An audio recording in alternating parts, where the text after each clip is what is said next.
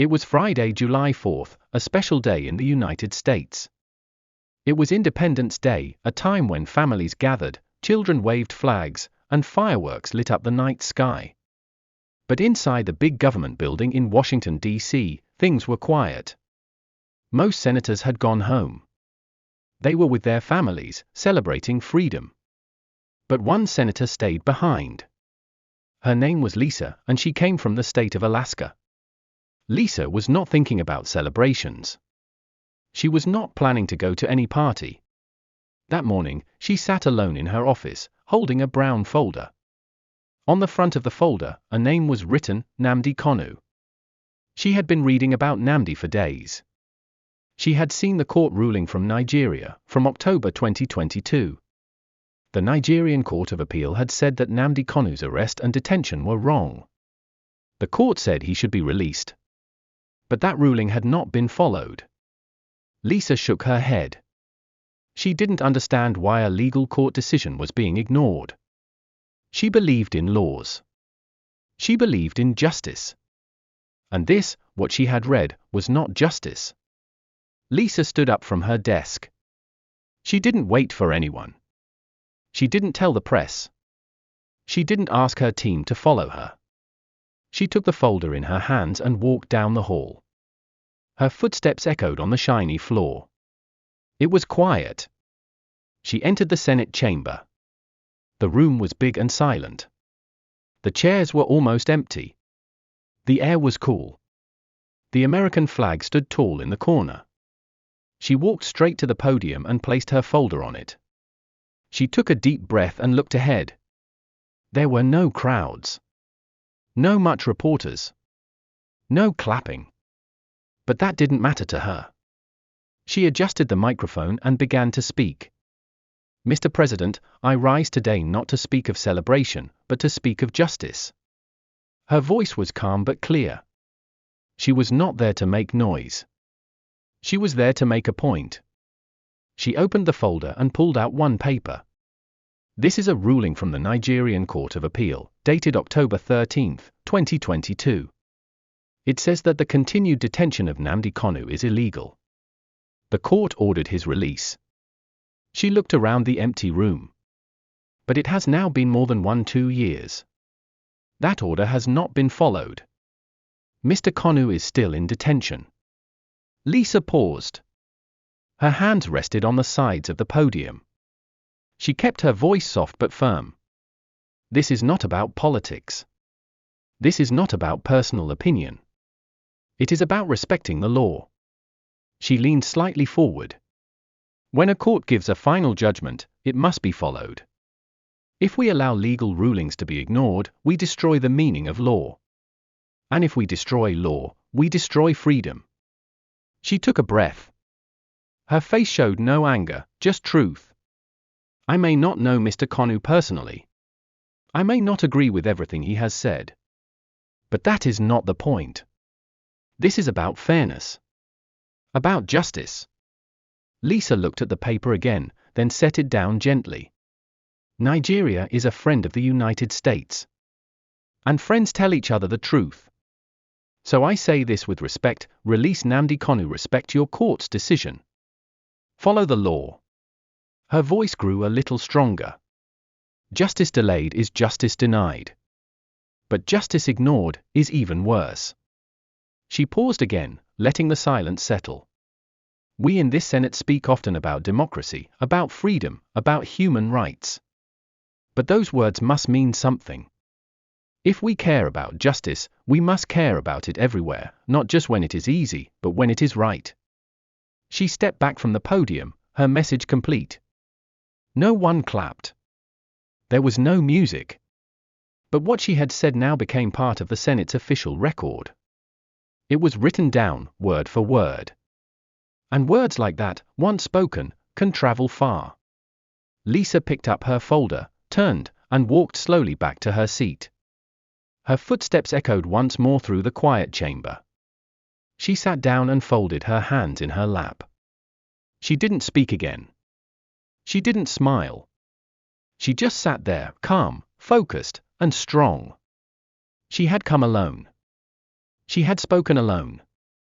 But sometimes, change starts that way, with one voice, in a quiet room, saying the truth out loud. That was Friday, July 4th. The day Lisa stood for something bigger than herself. And unknown to her, others were listening. It was Monday morning, July 7th. The 4th of July weekend had ended, and the U.S. Capitol was beginning to return to life. Senators were back at their desks. Staff members moved papers, answered phones, and prepared for a new week. The Senate chamber, which had been almost empty just 3 days earlier, was slowly filling up. The usual rhythm had returned. But not everything was the same. Something had changed on Friday. And today, someone else was ready to speak. Senator Michael Greene, from the western state of Oregon, had been quiet over the weekend. But inside, he hadn't stopped thinking. On Friday, he had read the remarks made by Senator Lisa from Alaska. They were simple, direct, and heavy with truth. He had never met Nnamdi Kanu, but he believed in justice. He believed that when a court rules, that ruling must be respected.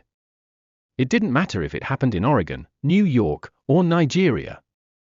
And now, he felt he could not stay silent anymore. So, as the Senate session began that Monday, Senator Greene rose from his seat. He walked slowly to the podium. He didn't bring many papers. Just a folded sheet in his jacket and his decision to stand up for what he believed was right. The room became quiet as he adjusted the microphone. He took a short breath and looked up. Mr. President, I rise today to support the words of my colleague, Senator Lisa from Alaska. She spoke with great care and truth last Friday, and I thank her for that. Some senators turned to listen. Others paused what they were doing. Senator Lisa reminded us of something basic, he continued. That justice is not a local idea. It is not limited to one nation or one court. Justice is global. He reached into his jacket, unfolded the sheet, and held it in his hand. This is a copy of the Nigerian Court of Appeals ruling from October 2022. It clearly says that Nnamdi Kanu's detention is unlawful. It says he should be released. Senator Greene's voice stayed steady. Yet, here we are in July 2025. And that ruling is still being ignored. He looked around the chamber, not to accuse, but to awaken. This is not a Nigerian problem. It is a human problem. If a court ruling can be ignored in one place, it can be ignored anywhere. He paused and added, slower this time. If justice is silent, then democracy becomes weak. Senator Greene spoke gently, but his message was strong. I don't stand here today to tell Nigeria what to do. But I stand here to remind us what we believe in. We believe that when a final court speaks, its words must carry weight. We believe that laws are not decorations. They are guides. Then, with calm certainty, he said, that is why I am joining Senator Lisa. I also call for the immediate release of Nnamdi Kanu. It was a short speech. But in politics, it is not always about how long you speak. It is about why you speak. When Senator Greene stepped away from the podium and returned to his seat, the mood in the chamber shifted again. For the second time in 4 days, someone had spoken up for a man who was thousands of miles away. Someone had said, out loud, that the law matters, and that ignoring a court decision is not just a small issue. It is a dangerous one. There was no celebration. No media cameras flashing. But this moment was important. 2 senators from 2 different parts of America had now stood together on one clear message: obey the court. Release Nnamdi Kanu.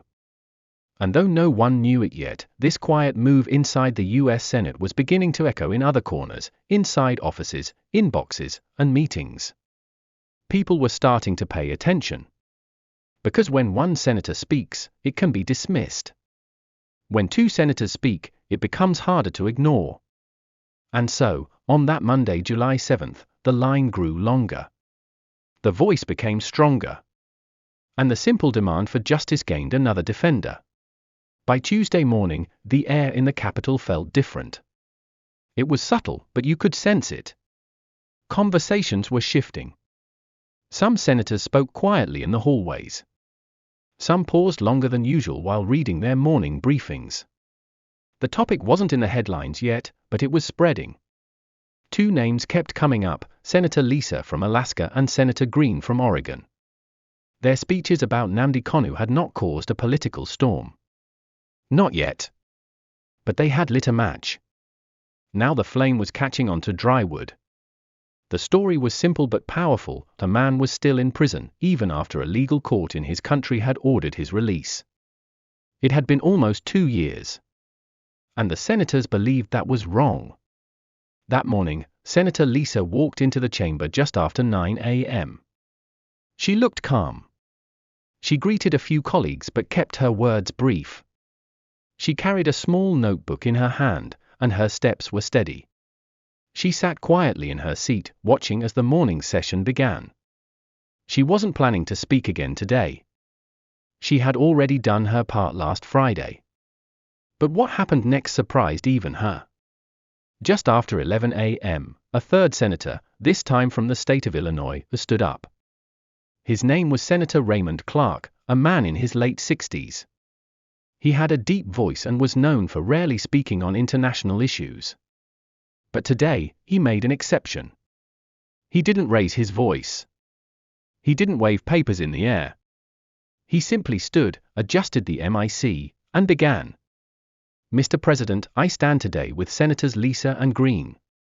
Heads turned. People began to listen. I've read the legal ruling from Nigeria. It's clear. A court said Mr. Kanu should be released. That hasn't happened.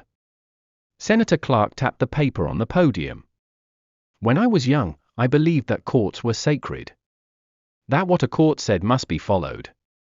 If not, why have courts at all? He looked around.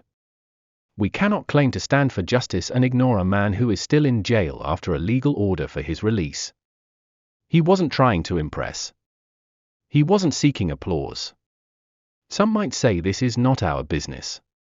But when a court's voice is silenced, the world should care. Because one day, it might happen elsewhere. He nodded slightly and said, and so, I join my colleagues. I also call for the release of Nnamdi Kanu. And with that, he stepped away and sat down. There was no loud reaction. No one stood up to argue. But everyone felt the moment. It was quiet. Solid. Real.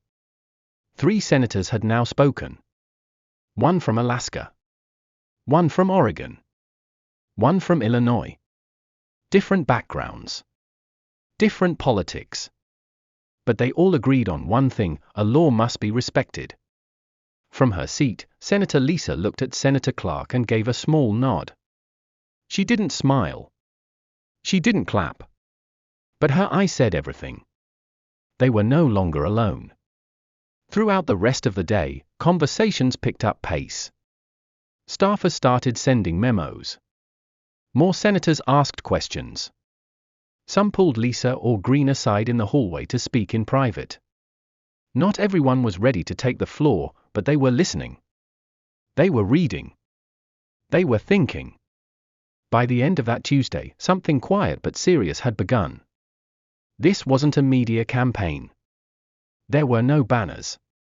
No hashtags. No interviews. But inside the halls of the US Senate, the voice calling for Nnamdi Kanu's release was growing. And though no one could predict what would happen next, one thing was clear: it all started with one senator speaking alone in an empty chamber. Then another joined. Then one more. That's how change often begins. Not with a crowd, but with a whisper that grows into a chorus. The story of Nnamdi Kanu had traveled far. And now, inside the most powerful legislature in the world, people were saying his name with seriousness and purpose. Not because they were forced to. Not because it was popular. But because they believed it was right.